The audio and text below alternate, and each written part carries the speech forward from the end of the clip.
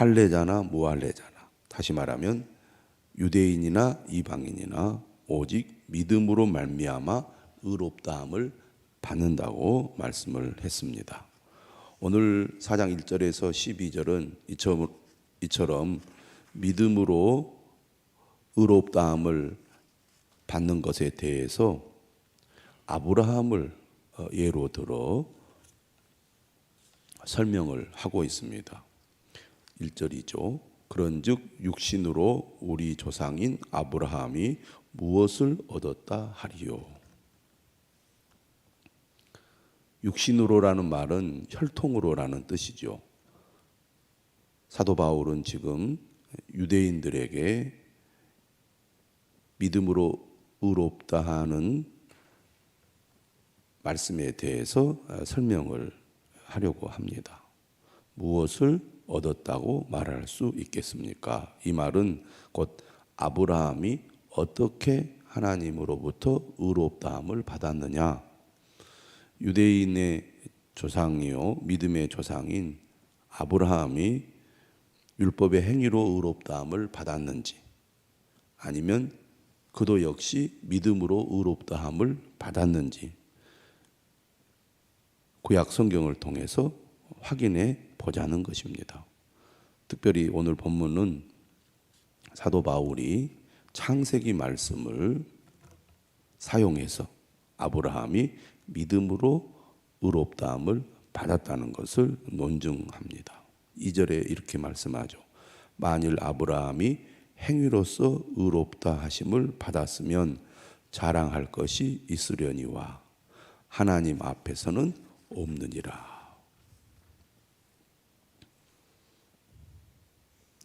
어제 말씀에 우리가 하나님의 은혜로 값없이 의롭다 하심을 얻었기 때문에 자랑할 것이 없다, 이렇게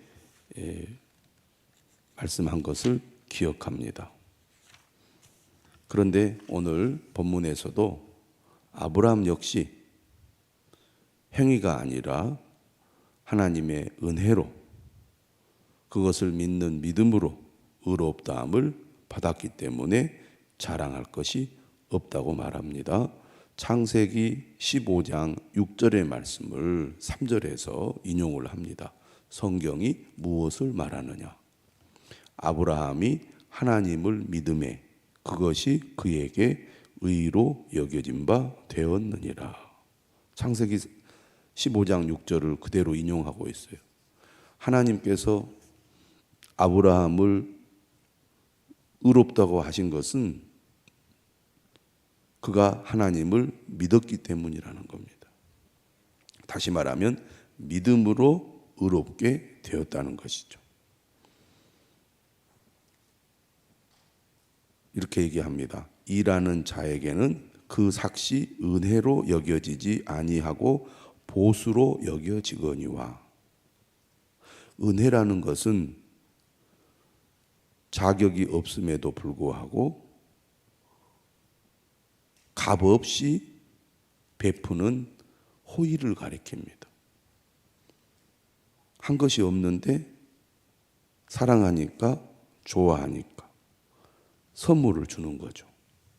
그런데 보수는 일을 한 대가로 주는 것입니다. 그래서 일하는 자에게 주는 삭은 은혜로 여겨지지 않고 보수로 여겨지는 것이죠.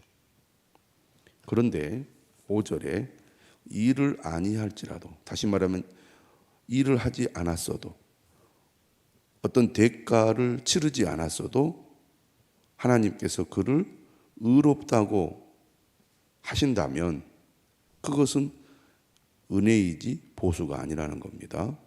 경건하지 아니한 자, 하나님을 믿지 않는 사람이죠. 하나님께 무관심한 사람입니다. 하나님의 뜻에 반역하는 사람이죠. 1장과 2장에 나오는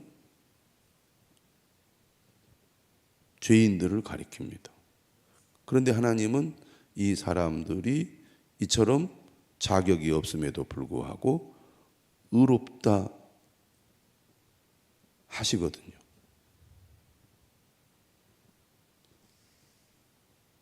경건하지 아니한 자를 하나님께서 의롭다고 하시는데 어떤 사람들을 하나님께서 의롭다고 하십니까? 하나님을 믿는 자. 경건하지 않음에도 불구하고 하나님께서 그들을 의롭게 하신다는 사실을 인정하고 받아들이는, 다시 말하면 그러한 하나님의 은혜에 반응하는 사람을 하나님께서 의로 여기신다는 것입니다. 그래서 그의 믿음을 의로 여기시나니 하나님의 은혜를 믿는 사람, 하나님의 은혜에 반응하는 사람, 이 사람을 의로 여기신다는 것입니다. 이것은 일하는 자에게 주시는 은혜가 아닙니다. 자격이 없음에도 불구하고, 다시 말하면 경건하지 않음에도 불구하고 그의 믿음을 의로 여기신 거죠. 그래서 6절은 말합니다. 일한 것이 없이 하나님께 의로 여기심을 받는 사람의 복에 대하여 다윗이 말한 바. 구약 성경의 중요한 핵심 인물들이죠. 아브라함이나 모세나 다윗입니다. 특히 다윗은 중요한 인물이죠. 7절의 말씀은 시편 32편 1절 이하의 말씀입니다. 불법이 사함을 받고 죄가 가리어짐을 받는 사람들은 복이 있고 주께서 그 죄를 인정하지 아니하실 사람은 복이 있도다 함과 같으니라.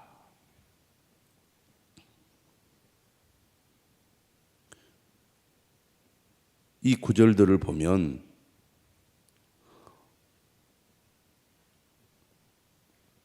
죄를 사함받는 어떤 이유라, 그리고 사함을 받을 만한 어떤 죄값을 치렀다는 내용이 없습니다. 그저 죄를 사하는 분이 불법을 행한 자, 죄가 있는 자에게 용서를 한 거죠. 불법이 사함을 받고 죄가 가려짐을 받는다는 것은 죄를 덮어주셨다는 것을 말합니다. 누가? 하나님께서, 주께서 그 죄를 인정하지 아니하실 사람은 복이 있도다.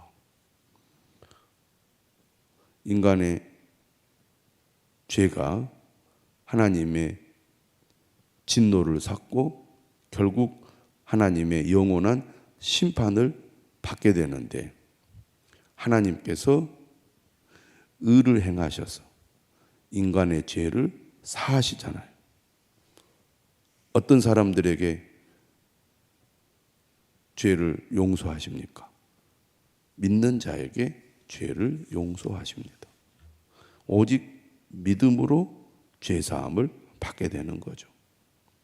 시편 32편 1절 이하의 말씀을 통하여 믿음으로 의롭게 되는 사람이 받는 복, 그 복의 핵심은 죄사함입니다. 우리가 이 세상을 살아가면서 받는 복 가운데 가장 큰 복이 어떤 복입니까? 죄사함의 복이죠. 왜 죄사함의 복이 가장 큰 복입니까?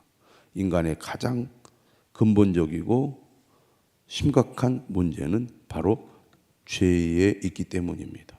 모든 사람이 죄인이죠. 이 죄 때문에 인간은 영원한 심판과 멸망을 당할 수밖에 없는 상태입니다. 이것을 인간의 힘으로 벗어날 수가 없습니다. 아무리 노력하고 애를 써도 인간은 죄로부터 사함을 받을 수 있는 방법이 전혀 없다는 거죠. 그런데 하나님께서는 믿는 자에게, 하나님이 베푸신 은혜를 믿는 자에게, 그 은혜의 믿음으로 반응하는 자에게 죄를 사해 주신다는 것입니다. 그렇기 때문에 이 복이야말로 가장 큰 복이고 귀한 복이라고 하겠습니다. 이 복이 누구에게 임하느냐? 9절은 이렇게 말합니다. 그런즉 이 복이 할례자에게냐 혹은 무할례자에게도냐? 다시 말하면 이 죄사함의 복이 유대인들에게 임하느냐 아니면 이방인들에게도 임하느냐? 다시 아브라함을 인용합니다. 우리가 말하기를 아브라함에게는 그 믿음이 의로 여겨졌다 하노라. 바울은 자신 역시 유대인임을 강조하고 있습니다. 그리고 유대인 형제들을 향하여 우리가 창세기 말씀을 통하여 아브라함이 믿음으로 의롭다함을 받았다는 것 우리가 알고 있지 않느냐. 아브라함 역시 믿음으로 하나님께 의롭다함을 받았고 믿음으로 죄사함을 받았다. 이렇게 말하고 있는 것이죠. 그러면서 무엇을 여기서 강조하고 있느냐면 10절에 그런즉 그것이 어떻게 여겨졌느냐? 할례시냐 무할례시냐? 할례시가 아니요 무할례시니라. 창세기 15장에서 하나님께서 아브라함의 믿음을 보시고 그를 의로 여기셨다고 하셨을 때 아브라함은 그 당시에 할례 받지 않았습니다. 할례는 하나님께서 할례를 명할 때는 그의 나이가 몇 세였냐면 99세였거든요. 할례를 받으라고 하나님께서 명령 하실 때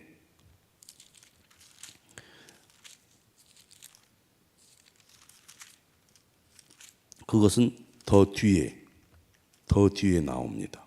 그가 할례를 명령받은 것은 17장에 나오죠. 17장에 아브라함이 하나님으로부터 할례의 명령을 받습니다. 언약의 표징으로.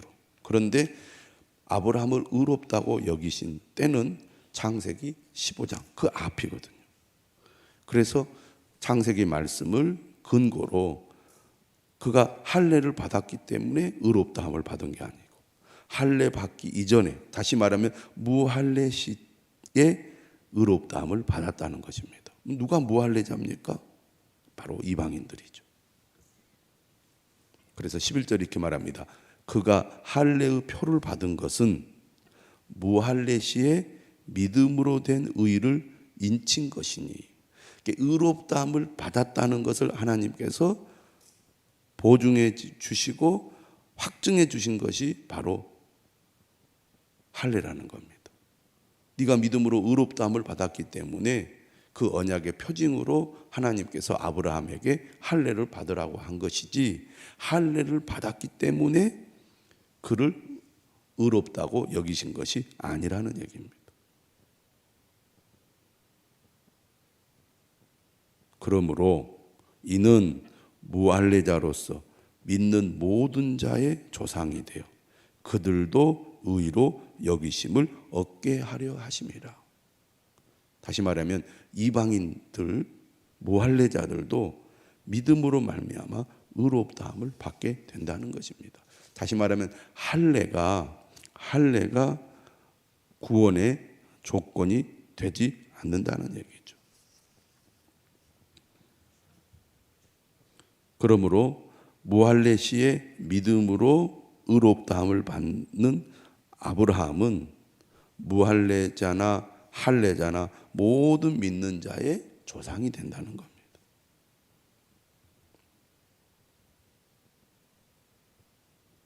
아브라함도 무할례 시에 믿음으로 의롭다함을 받지 않았느냐? 그러므로 이방인들도 할례가 아니라 오직 믿음으로 의롭다함을 받게 되는 것이다. 이렇게 주장을 하는 거죠. 그러면서 12절에 말합니다. 또한 할례자의 조상이 되었나니 아브라함은 무할례자의 믿는 모든 무할례자의 조상일 뿐만 아니라 역시 할례자인 유대인의 조상이 되기도 한다는 거죠.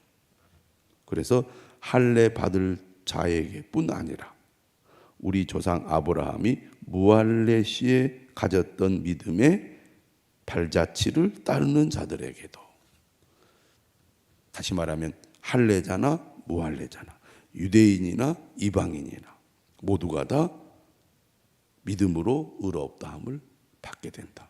이것을 우리는 아브라함을 통해서 확인하게 된다는 것입니다.